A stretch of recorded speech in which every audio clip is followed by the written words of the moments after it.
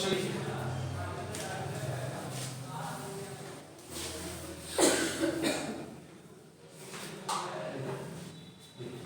show that show that show that show that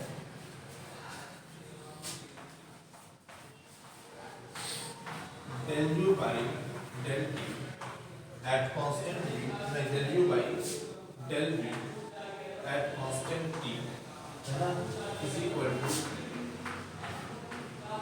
del p by del t at constant v minus a है ना। और दूसरा show क्या करना होगा del u by del v at constant t is equal to 0। ये करना है फॉर रियल गैस और ये दिखाना होता है बेटा फॉर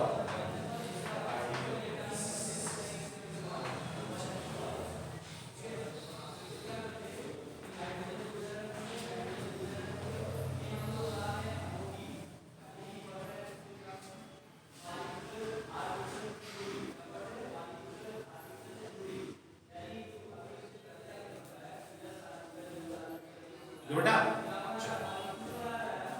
ठीक है, इंपॉर्टेंट सवाल है, ये इंपॉर्टेंट सवाल है। और ये सवाल देखिए दो तरह से पूछा जाता है। ये सवाल आपका सॉल्व जब आप खोलेंगे आपको दो तरह से मिलेगा। एक तो सीधे सीधे ये इक्वेशन दे देता है अपना, ठीक है, या लिख करके आता है कि प्रूव दैट या show that internal energy of ideal gas does not depend on its volume. मतलब क्या कि आपको del u by del v क्या दिखा देना है, जीरो। u क्या आपका इंटरनल एनर्जी होता है, तो आपको अगर ये दिखाना है कि इंटरनल एनर्जी गैस की वॉल्यूम पे डिपेंड नहीं करती है तो क्या दिखाना होगा आपको del u by del v at constant t is equal to। बात समझ आ रहा है? दो तरीके से आपका ये सवाल पूछा जाता है। पहला तो ये आपका मैथमेटिकल एक्सप्रेशन दे देगा और दूसरा लैंग्वेज की फॉर्म में भी आता है कि show that internal energy of an ideal gas at constant volume is zero।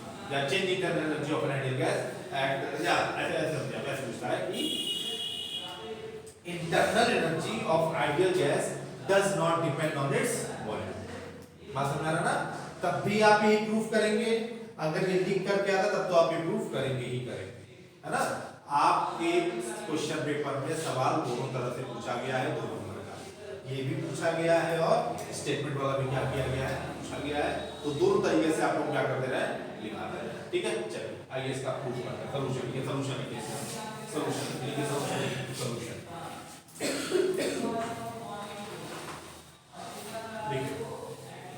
लिखिए।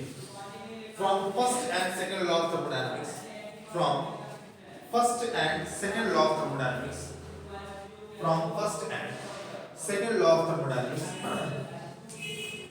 from first and second law of thermodynamics, from first and second law of thermodynamics, du plus pdv is equal to tds। du plus pdv is equal to tds।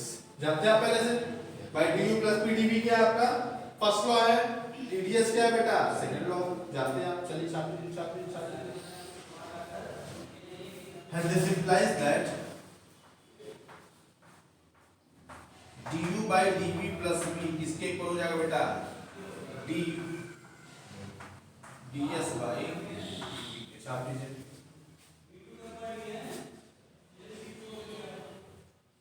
और यहाँ से du plus dv किसके equal हो जाएगा बताइए, t ds by dv minus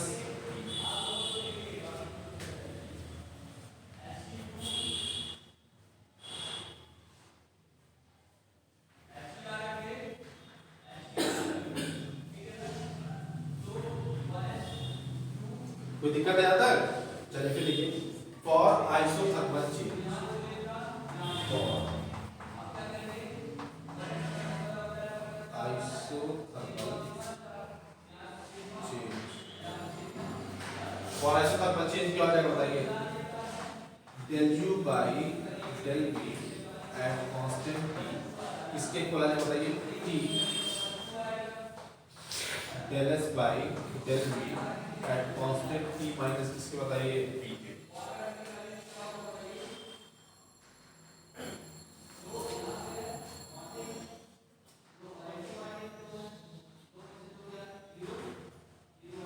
ठीक है, फिर लिखिए पैराग्राफ चेंज कर लिखिए, फ्रॉम मैक्सवेल थर्मोडायनामिकल रिलेशंस, फ्रॉम मैक्सवेल thermodynamical relations, from Maxwell thermodynamical relations, from Maxwell thermodynamical relations, we can write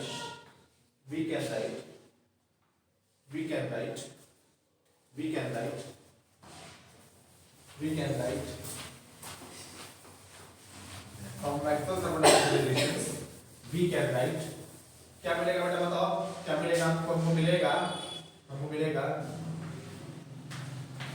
del s by del v at constant t is equal to, इसके equal आ जाएगा बेटा del p by del t at constant v के छाप दीजिए।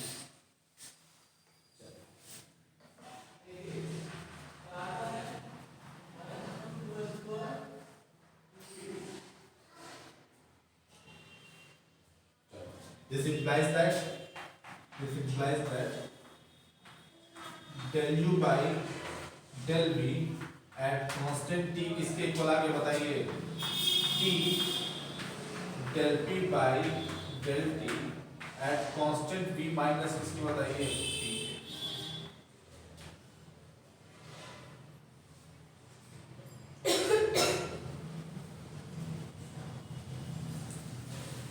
ठीक है, इसको डबल में कर दीजिए और देखिए यही प्रूफ करना था क्या,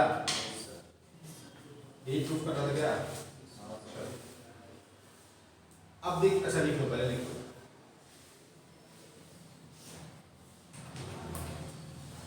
अब देखिए आपके सिलेबस मतलब आपके पेपर में जो सवाल पूछा गया था वो सवाल काफी हद तक सही नहीं है, क्योंकि देखिए आपको दिखाना था कि ये रियल गैस के लिए है, क्या दिखाना था, ये रियल गैस के लिए, और अभी तक क्या रियल और आइडियल कोई क्लासिफिकेशन किया है क्या, आपने नहीं किया। ये एक जनरल इक्वेशन है जो रियल गैस के लिए भी है और आइडियल गैस के लिए भी है, पर क्योंकि आपके क्वेश्चन पेपर में इस तरीके से पूछा गया था कि इस इक्वेशन को उन्होंने क्या माना है, रियल गैस के लिए, बात समझ आ रहा है ना। ठीक है, अब आप जो कैलकुलेशन की है वो रियल गैस और आइडियल गैस की बेसिस पे डिस्क्राइब नहीं किया आपने जनरल कैलकुलेशन की है, मतलब ये जो इक्वेशन होगा हमारा वो रियल गैस के लिए भी होगा और आइडियल गैस के लिए भी होगा। भाई आप केस बनाएंगे ना, केस बनाएंगे रियल गैस के लिए तो del p by del t की वैल्यू कांस्टेंट भी निकालेंगे, आइडियल गैस के लिए बनाएंगे तो del p by del t एक कांस्टेंट भी की वैल्यू निकालेंगे, तब इसमें रखेंगे तो सॉल्यूशन आपको मिलेगा। तो क्या आपने अभी तक तो कोई केस ऐसा बनाया नहीं है, मतलब ये जो इक्वेशन है बेटा आपका वो जनरल इक्वेशन है, वो रियल गैस के लिए भी वैलिड है और आइडियल गैस के लिए बेटा क्या है, वैलिड। समझा ना, पर क्योंकि आपके सिलेबस में इस तरीके से पूछा गया था, आपके क्वेश्चन पेपर में इस तरीके से पूछा गया था, इसको उन्होंने माना है रियल गैस के लिए, जो कि आप समझ रहे हैं कि ये जो इक्वेशन आया है इसमें रियल और आइडियल वाली कोई बात ही नहीं, ये जनरल इक्वेशन है। उसके बाद हम लोग जब केस बनाते हैं रियल गैस आइडियल गैस तब समझ में आता है, अभी तो जनरल इक्वेशन है, मतलब ये किसके लिए वैलिड है, रियल गैस के लिए भी और आइडियल गैस के लिए भी। पर क्योंकि क्वेश्चन पेपर में इस तरीके से पूछा गया था कि रियल गैस के लिए del u upon del v eight constant v की वैल्यू इसके इक्वल होती है, तो हम लोग लैंग्वेज में भी क्या लिखेंगे, ये किसके लिए है, रियल गैस के लिए। पर अपने दिमाग में कोई डाउट मत रखिएगा, एक्चुअल में ये एक्सप्रेशन दोनों के लिए, चाहे रियल गैस हो चाहे आइडियल गैस। बात समझ आ रहा है, देखिए दिस इज द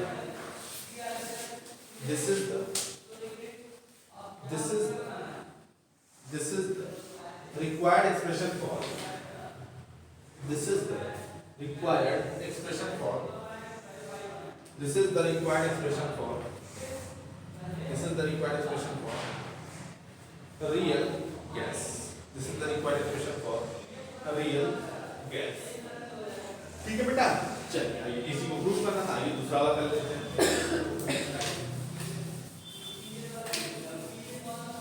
देखिए अब ए और बी करके नहीं लिखा है, क्योंकि ए और बी करके ना एक ही बार एक दो बार पूछा गया है। मोस्ट ऑफ द टाइम क्या हो जाता है कि show that internal energy of an ideal gas does not depend on its volume, ठीक है ना। तो हम पूरा डेरिवेशन उसी हिसाब से करा रहे हैं, पर ए और बी करके भी अगर पूछेगा तो आप लिख लीजिएगा जहां तक की चीजें ए में हो जाएंगी, इसके बाद और चीज किस में जाएगी बेटा, बी में। लिखिए for 1 gram mole, for 1 gram mole, for 1 gram mole, for 1 gram mole of an ideal gas, for 1 gram mole of an ideal gas, 1 gram mole ideal gas से क्या होगा बताइए, Pv इक्वल टू किसके equal हो जाएगा बेटा, RT के।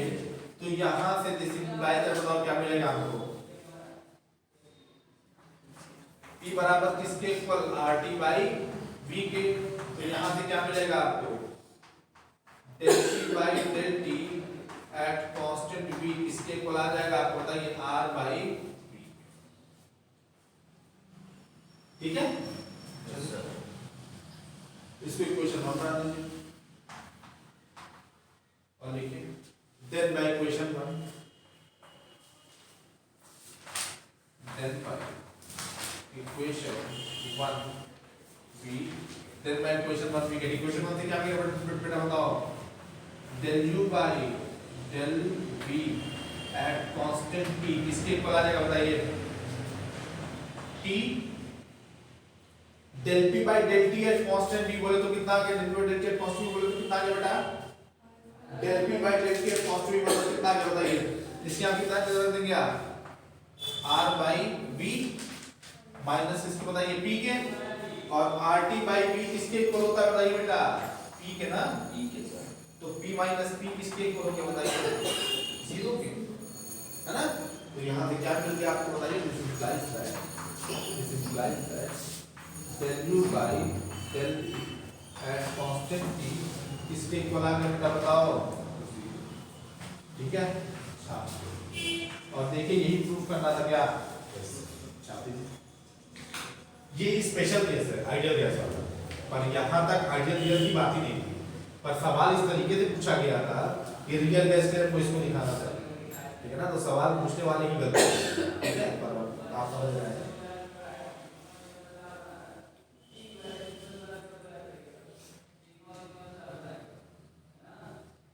ये बेटा 10, और ये क्या रिप्रेजेंट कर रहा है कि जो इंटरनल एनर्जी होती है बेटा आइडियल गैस की, वो वॉल्यूम पे डिपेंड नहीं करती, ठीक है। 10 internal energy, 10 internal energy, 10 internal energy, 10 internal energy of an ideal gas, 10 internal energy of an ideal gas, of an ideal gas does not depend on its volume, does not depend on its volume, does not depend on its internal energy ideal gas की इसके volume पे depend बेटा नहीं करती, ठीक है।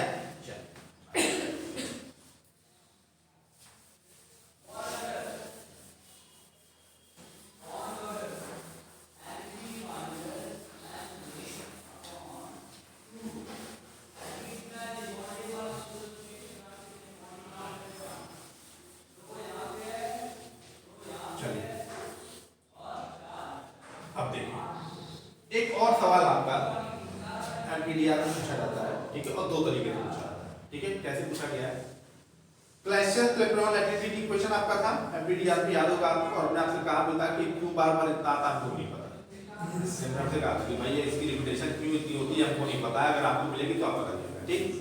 क्लैशियस क्लेपेरॉन latitude equation में ही एक सवाल और ऐड कर देते हैं, अगर 4.5 नंबर का सवाल बनाना होता है कभी-कभी, ये देखिए क्लैशियस क्लेपेरॉन लैटिट्यूड इक्वेशन बहुत छोटा टॉपिक है, तो कभी-कभी 4.5 नंबर में एक उसका पार्ट और बढ़ा देते हैं कि क्लैशियस क्लेपेरॉन लैटिट्यूड इक्वेशन का कंक्लूजन क्या है ना। क्लैशियस क्लेपेरॉन लैटिट्यूड इक्वेशन क्या कंक्लूजन है, मतलब क्लैशियस क्लेपेरॉन लैटिट्यूड इक्वेशन से क्या निष्कर्ष हमको देखने को मिलता, ठीक है ना। तो हेडिंग आप डाल दीजिए कंक्लूजन ऑफ, ये पूछा गया है, थॉट अगर आप खोलेंगे तो आपको मिलेगा कंक्लूजन ऑफ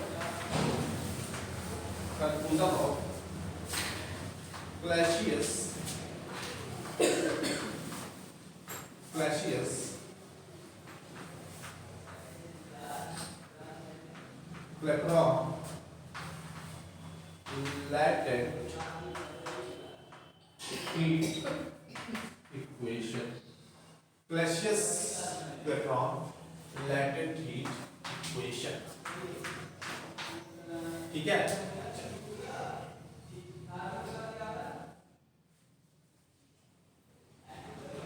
है ना। और यही सवाल, यही टॉपिक दूसरे तरीके से पूछा गया है। तो एक बड़ा सा और बनाइए और नीचे लिखिए, और बना करके लिखिए, और बना के लिखिए इफेक्ट ऑफ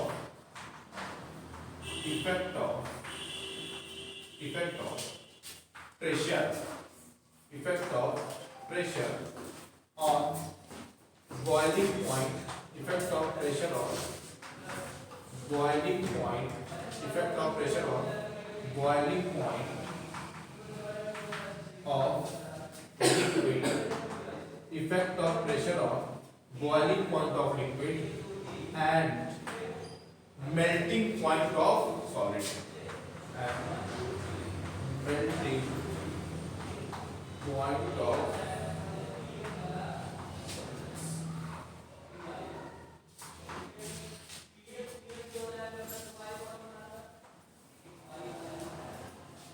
बात समझ आ रहा है। ये दो तरीके से सवाल पूछा गया है। क्लैपियन लैटेंट हीट इक्वेशन का कंक्लूजन पूछेगा, तब भी आप यही छापेंगे। अगर ये लिख करके आता है इफेक्ट क्या होगा बॉइलिंग पॉइंट पे, मेल्टिंग पॉइंट पे, तब भी आप ये क्या करेंगे बेटा, छापेंगे। ठीक है बेटा ना, समझिएगा। दोनों सवाल पूछा गया है, दो अलग सवाल नहीं है, एक ही सवाल है, बस दो तरीके से पूछा गया है। ठीक है भैया, चलिए देखिए इसमें The Clapeyron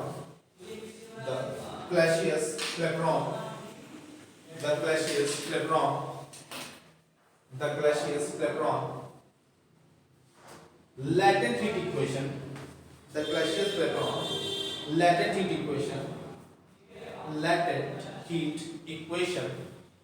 latent heat equation is given by बेटा इसको चलो, latent heat equation is given by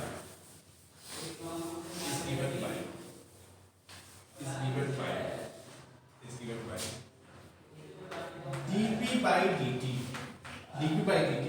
is equal to किसके इक्वल होता है बेटा, होता है L by T V2 minus V1, L by T V2 minus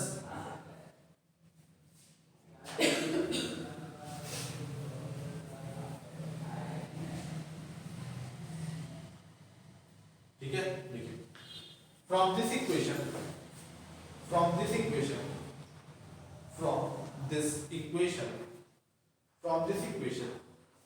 we can draw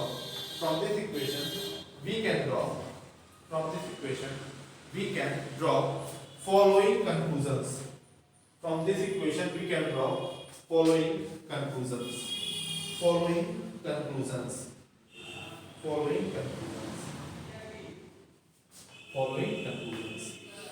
ठीक है ना।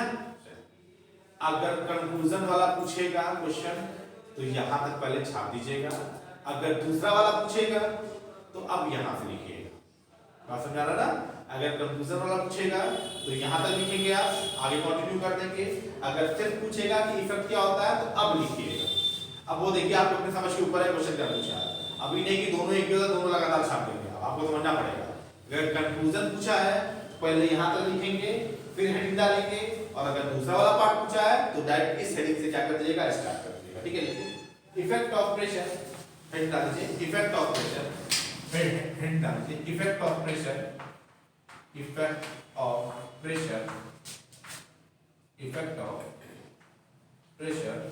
on boiling point of liquid, effect of pressure on boiling point of liquid, effect of pressure on boiling point of effect of pressure on boiling point of।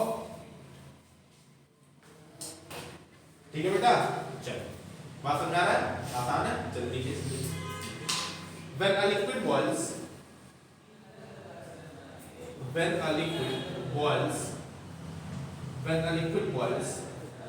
when a liquid boils, when a liquid boils, that is changes from changes from liquid state, changes from liquid state to gaseous state, changes from liquid state to gaseous state, then its volume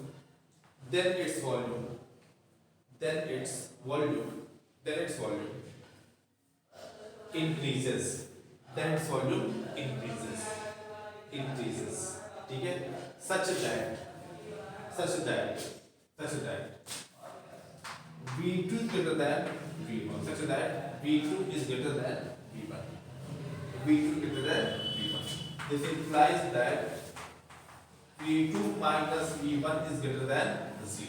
This implies that V2 minus V1 is greater than 0. V2 minus V1 is greater than 0.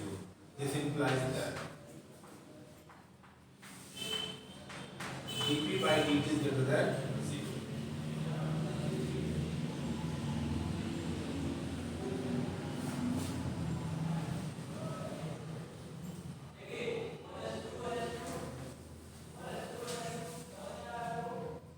क्या समझ में आ रहा है आपको? बताइए। देखिए यल देखिए आपका पॉजिटिव है, टी नेगेटिव हो नहीं सकता आपका।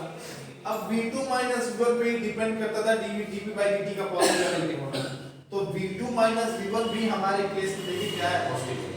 क्यों? क्योंकि भैया जब लिक्विड बॉयल होगा तो क्या बनेगा, गैस बनेगा, और जाहिर सी बात है लिक्विड से गैसियस स्टेट में जब आप जाते हैं तो वॉल्यूम क्या हो जाता है बेटा, हमारा इंक्रीज कर जाता है।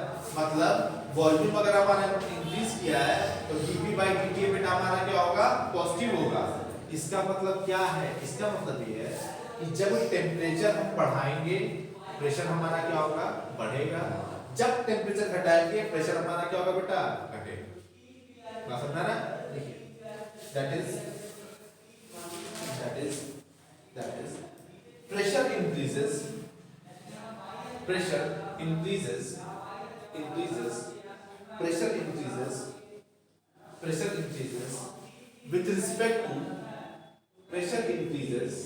with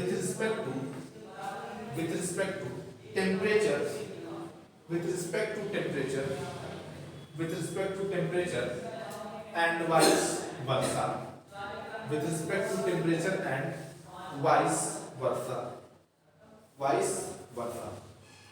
ठीक है। पैराग्राफ चेंज करके लिखे 10 water will boil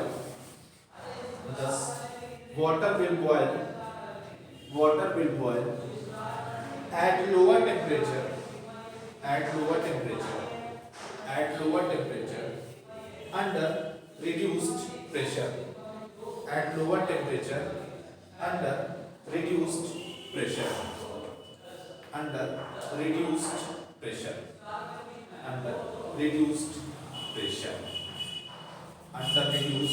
pressure, ठीक है बेटा। 10 water will boil at lower temperature under reduced pressure. मतलब क्या कि अगर आपको बॉयल करना है किसी लिक्विड को लोअर टेम्परेचर पर तो प्रेशर को क्या कर दीजिए बेटा, प्रेशर जब आपका घट जाएगा लिक्विड आपका जल्दी क्या हो जाएगा बेटा, बॉयल हो जाएगा, है ना। इतनी बात समझ आ गई आपको?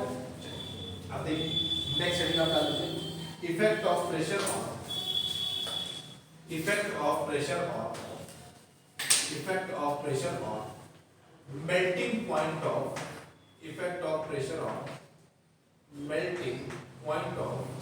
melting point of solids, effect of pressure on melting points of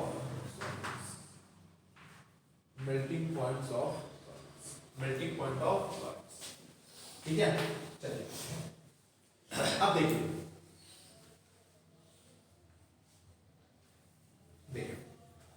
solid जो बेटा हमारा होता है वो दो तरह का होता है।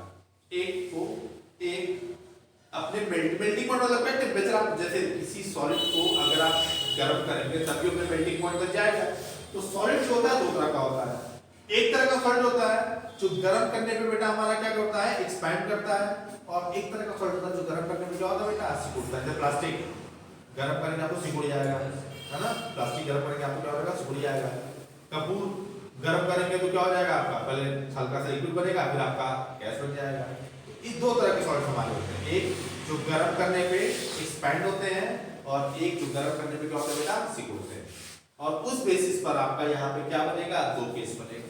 ठीक है, लिखिए when a solid melts, when a solid melts, when a solid melts, when a solid melts, there may be there may be there may be an increase in there may be an increase in there may be an increase in volume there may be an increase in volume as in the case of as in the case of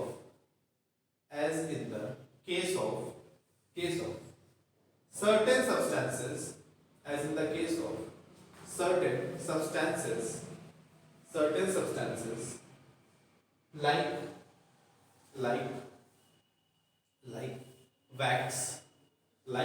wax, ठीक है, फिर लिखिए, और wax, WX wax, wax मतलब क्या, मोम, wax, ठीक है ना, वैक्स, फिर लिखिए, और there may be decrease in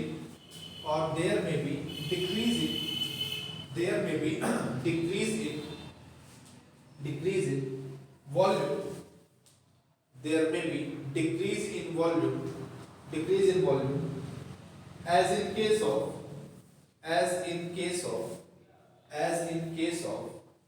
certain substances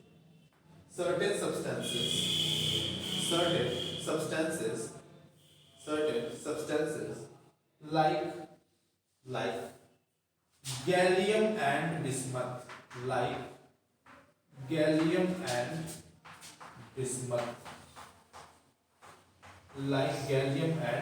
bismuth, ठीक है ना। गैलियम और बिस्मथ को बेटा जब हम गर्म करते हैं तो वॉल्यूम क्या होता है उसका, घट जाता है, मतलब वो कांटेक्ट कर जाते हैं। ठीक है, चलिए तो ये देखते हैं दो केस बनेगा, ऐसे लिखिए,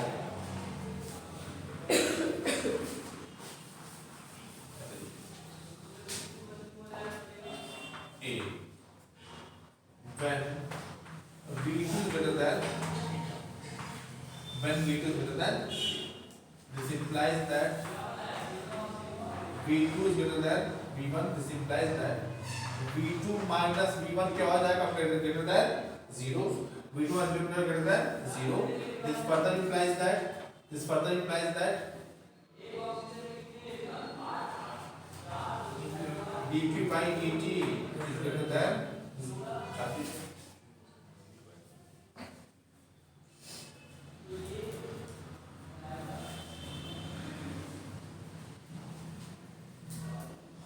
आसान है कि नहीं,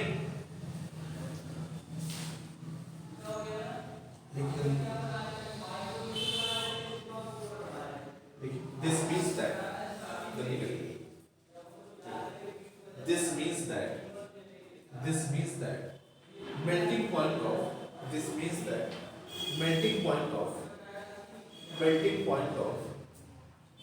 such substances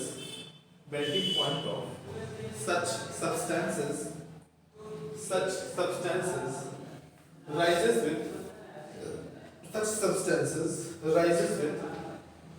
with increase in pressure, rises with increase in pressure, rises with increase in pressure, rises with increase in pressure, rises with increase in pressure। ठीक है चलिए, फिर बी पॉइंट लिखिए, पॉइंट बी लिखिए, पॉइंट बी लिखिए, when V2 is less than when V2 is less than V1, this implies that V2 minus V1 is less than 0, This further implies that dp by dt is less than 0.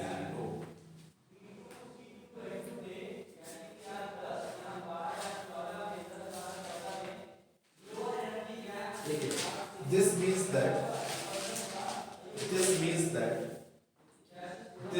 that melting point of the substances.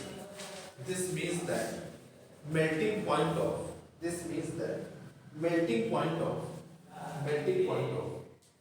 substances melting point of such substances decreases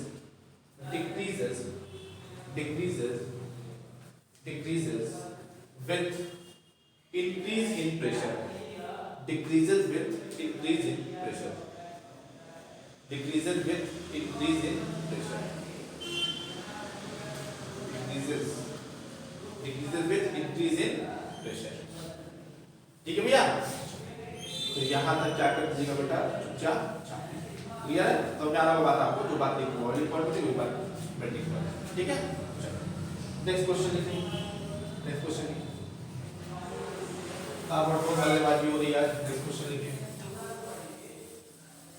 ये सब सवाल अगर आप solve में खोलते अगर तो आपको दिक्कत होता है यार. अलग देखिए इसीलिए हम अलग से सवाल करा देते हैं. जिस लैंग्वेज में पूछा उसी लैंग्वेज में करा देते हैं ताकि कुछ भी आपको खोजना ना पड़े. सारा का सारा चीज कॉपी मिल जाए. आपको अपना दिमाग नहीं लगाना बिल्कुल. एक तो वैसे ही नहीं ऊपर लगाना. ठीक है? चलिए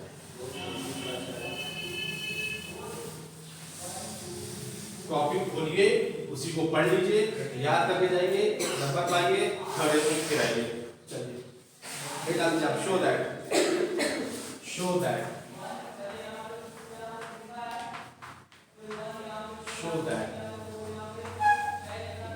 del v by del t at constant s upon del v by del t at constant p is equal to किसके इक्वल हो जाएगा ये बताइए. ये आपका इक्वल हो जाएगा 1 upon 1 minus gamma. 1 upon 1 minus gamma.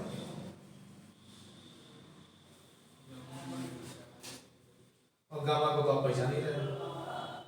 ठीक है ना? अच्छा एक काम आगे और करिएगा. इसको जरा alpha s by alpha p कर दीजिएगा. तो alpha s by alpha p is equal to लिखिएगा del v by del t constant del v by del t constant p.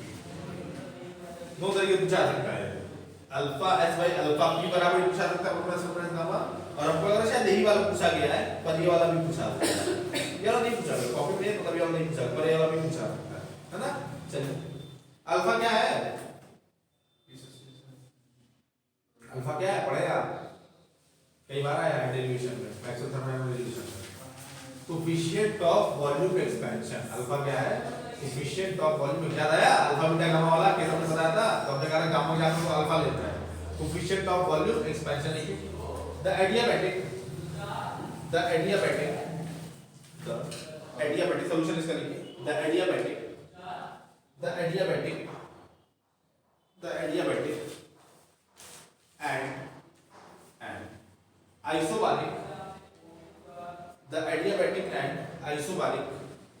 adiabatic and isobaric coefficient of volume expansion. The adiabatic and isobaric coefficient of volume expansion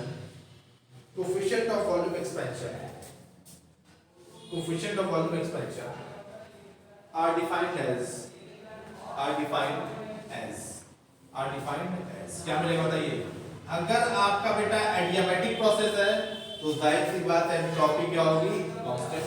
और अगर आपका isobaric process है तो pressure क्या होगा बेटा? Constant. और volume expansion क्या होता है? 1 by v del v by del t. यही होता है वॉल्यूम एक्सपेंशन कोएफिशिएंट आपका. तो क्या कांस्टेंट आपका? एंट्रोपी. तो यहाँ पे क्या लिख देंगे आप? एंट्रोपी. और यहाँ क्या लिख देंगे आप? 1 by v del v by del t. छापी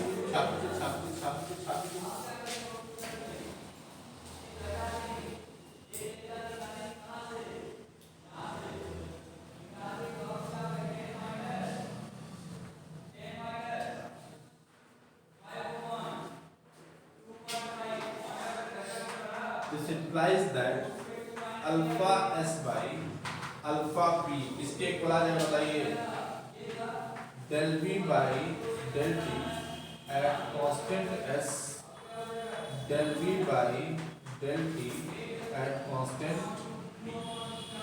ठीक है, चलिए, तो इसको आप ऐसे लिख सकते हैं क्या, 1 अपॉन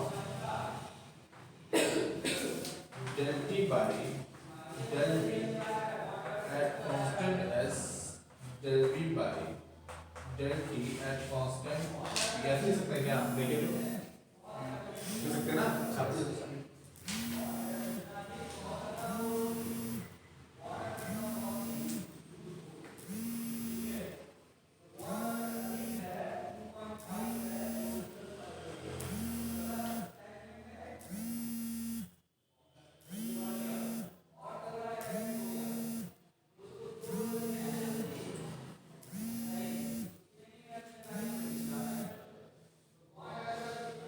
ठीक है भैया, चलिए फिर देखिए आप, फिर देखिए क्या हम इसको ऐसे लिख सकते हैं क्या, since from एम्प्टीडिया,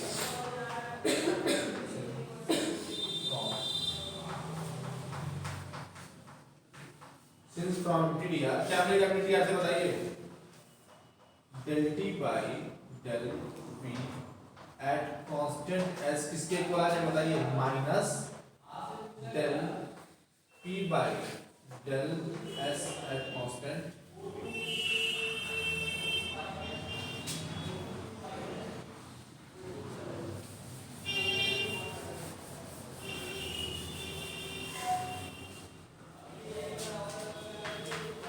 implies that alpha S by alpha P किसके इक्वल आ जाएगा आपका, alpha S by alpha P किसके इक्वल आ जाएगा आपका, बताइए, ये आपका आ जाएगा किसके इक्वल आ जाएगा बेटा,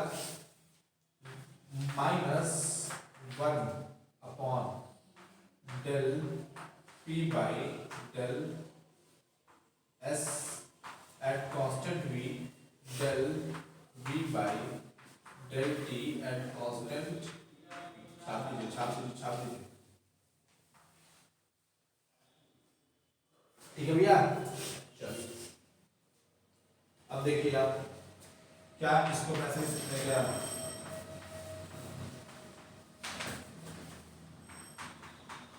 -1 del P by del T at constant V, del P by del S at constant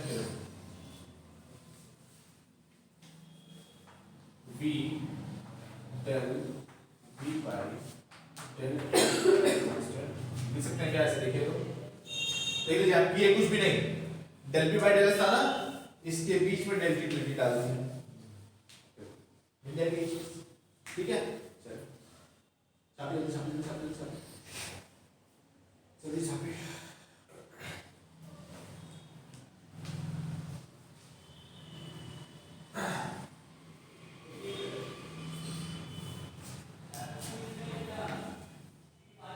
ठीक है भैया, चलिए, this further implies that alpha S by alpha P किसके इक्वल हो गया, बताइए, समझिए पहले, देखिए, minus del S by del T at constant V whole upon किसके, बताइए, del P by del T at constant V, del P by del T at constant we.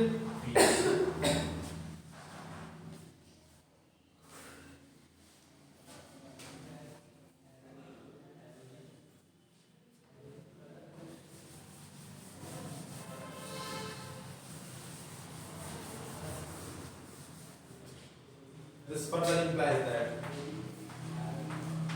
Alpha S by alpha P इसके equal आगे बताइए, minus T del S by del T at constant V upon T del P by del T at constant V, del V by del T at constant V. कोई दिक्कत है, देख लीजिए, भाई ऊपर 80 से मल्टीप्लाई कर दिए है ना। चल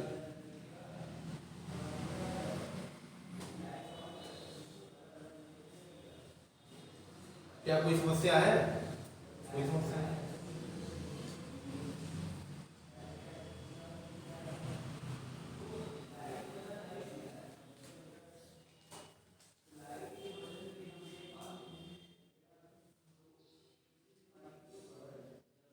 ठीक है बेटा।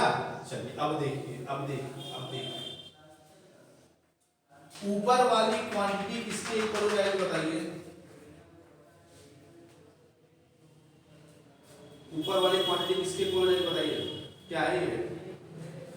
T del S by del T constant भी है ना, और टी डेल एस के अंदर में del Q by del T एक कांस्टेंट भी हो जाएगा। मतलब क्या है ये, since T del S by del T at constant v is equal to del Q by del T at constant v is equal to क्या होता है बेटा, cv होता है। याद है आपको, cv होता है। And t del p by del t at constant v del v by del t at constant p किसके होता बेटा, cp minus cv। Specific heat का डिफरेंस आपने कितना निकाला था, कैलकुलेट किया था, अगर आपको याद हो तो कहाँ याद होगा।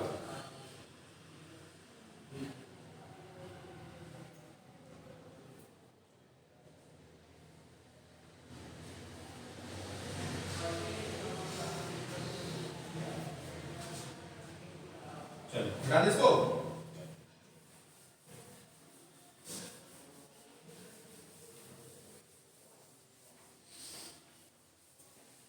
ठीक है, चलिए अब बताइए आप, this implies that alpha S by alpha P किसके इक्वल आ जाएगा बताइए। देखिए T del S by del T at constant v किसके इक्वल बेटा, cv के, तो क्या मिलेगा बेटा आपका माइनस cv है ना, और नीचे किसके इक्वल है ये, cv माइनस cv, ये किसके इक्वल है, cv माइनस cv। ठीक है, तो यहां से बेटा क्या आ जाएगा, alpha S by alpha P किसके इक्वल आ गया बताइए। cv से अगर डिवाइड करते तो क्या मिलेगा, minus 1/1 cv by cv minus 1 के, और cv बाई cv बेटा क्या होता है, गामा माइनस 1। तो कितना आ गया बेटा बताओ, 1 माइनस गामा। और देखिए यही प्रूफ करना था क्या, alpha S by alpha P is equal to del V by del T at constant S del v by del T at constant p किसके इक्वल दिखाना था बेटा, 1/1 माइनस गामा के। देखिए छाप दिया आपने, छाप दिया, छाप दीजिए।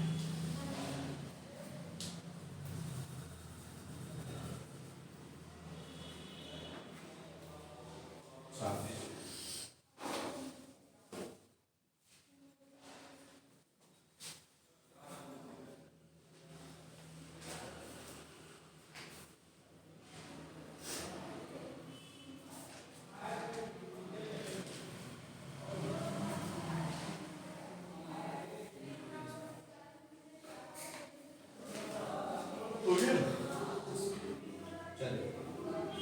ठीक है, एक लास्ट क्वेश्चन लिख लीजिए, ये आप लोग न्यूमेरिकल सॉल्व करके लाएंगे। Calculate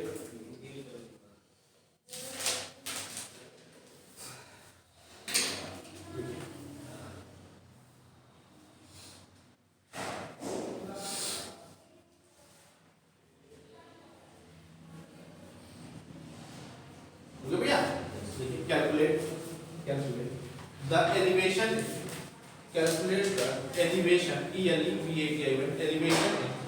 elevation in boiling point of water, calculate the elevation in boiling point of water for boiling point of water for per atm increase of pressure, for per atm increase of pressure, for per atm increase of pressure, for per atm increase of pressure। ठीक है, चलिए full stop बाद देखिए। Normal boiling point of water, question में है ये normal boiling point of water. हाँ उसी क्वेश्चन में ये normal boiling point of water, normal boiling point of water, normal boiling point of water, देखिएगा normal boiling point of water बेटा कितना है आपका 100 डिग्री सेल्सियस, कितना है 100 डिग्री, ठीक है। फिर लिखिए कॉमा करके specific volume, specific volume, specific volume of water, specific volume of water, specific volume of water is equal to 10 to the power minus 6 meter cube, 10 to the power minus 6 meter, ठीक है, 10 to the power minus 6 meter। फिर लिखें specific heat of steam, specific heat of steam, specific heat नहीं, specific volume of steam, specific volume of steam, specific volume of steam, specific volume of steam at 100 degree Celsius, at 100 degree Celsius, at 100 degree Celsius is equal to 1.647 into 10 to the power minus 6 meter, 10 to the power minus 6 meter, ठीक है। फिर latent heat of steam, latent heat of steam is equal to 536 calorie per gram, latent heat of steam is equal to 536 calorie per gram, 536 calorie per, ठीक है। चलिए फिर लिखिए and 1 atm and 1 atm is equal to 1.01 10 to the power 5 Newton per meter square, 1.01 10 to the power 5 Newton per meter square, ठीक है बेटा। इसको लगा लेंगे, आप लगा लेंगे कैसे, देखिए T बराबर कितना गिवन है 100 डिग्री सेल्सियस मतलब 373 केल्विन, V1 कितना गिवन है इतना, V2 कितना गिवन है इतना, L कितना गिवन है इतना और dP कितना गिवन है इतना। पूछा क्या है dP by dt is equal to L T V2 minus V1 में आपको यही dt निकालना है, निकालेंगे भाई, आप निकाल लेंगे भाई। dP पता है, L पता है, V1 भी पता है, T पता है, गिवन करके मन करके उसको नोट कर लीजिए और उसी फॉर्मूले से dt निकाल लेंगे आप, ठीक है भैया। चलिए तो आज की क्लास को करते हैं पॉइंट, कल dt क्या करिएगा निकाल लीजिएगा, कल हम लोग नया चैप्टर स्टार्ट करेंगे, इसका नाम होगा क्या कंडक्शन, ठीक है ना। चलिए यही तक टाइम के लिए आपका साथ हमें खत्म हो गया हमारा।